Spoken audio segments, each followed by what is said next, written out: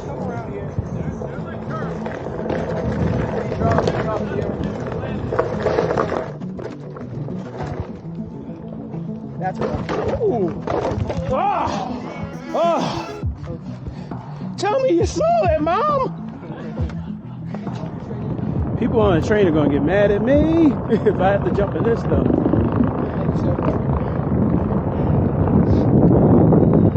This is the part where I want to show somebody this video, and I'm going like, yeah, this is DC. Like, no, it's not. It's DC. Oh yeah. Yeah, but DC was built on a swampland. Oh, and they just filled it in. Very much. That's why it's always so hot and snowy here. Oh. It was the land nobody wanted.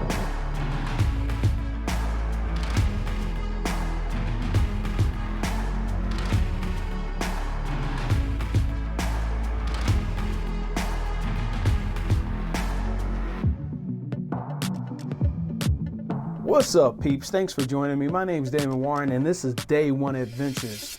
Today's adventure, going to Washington, DC. Now, one of the great things I like about living in Wilmington, Delaware, there's a train station in Wilmington, Delaware, and I can catch it right to Washington, DC. It takes about 2 hours, and it's really great. Here's an insider tip for you.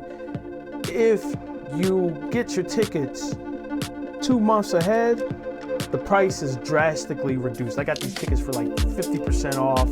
So it was cheaper than driving and cheaper than catching a bus. So there you go. Now when you get there, you're kind of like in the middle of everything. The train and the bus station are in the same place. So everything's right there.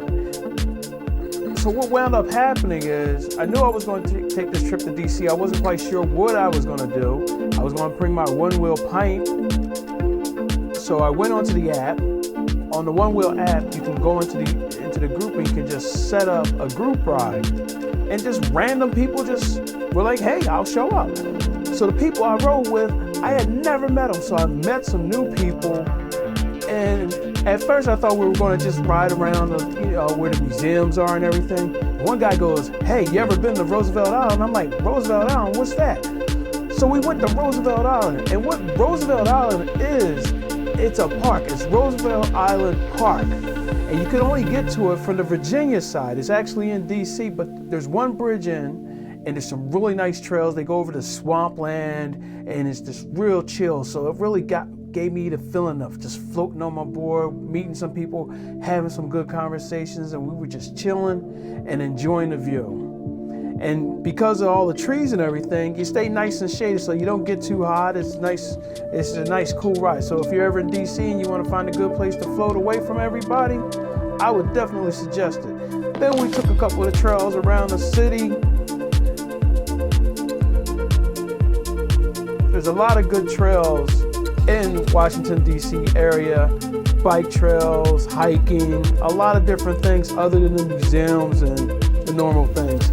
They got great waterways. I never realized how many great waterways they have there. There's an area called the Wharf where you can get some fresh seafood. There's a lot of boat docks there, a lot of different things there. I stopped there at my favorite place, Shake Shack, not sponsored by them, but I always like to stop at Shake Shack whenever I'm on my adventures, either in DC or up in New York. I know what they get, it's always good food there. So that was this week's adventure.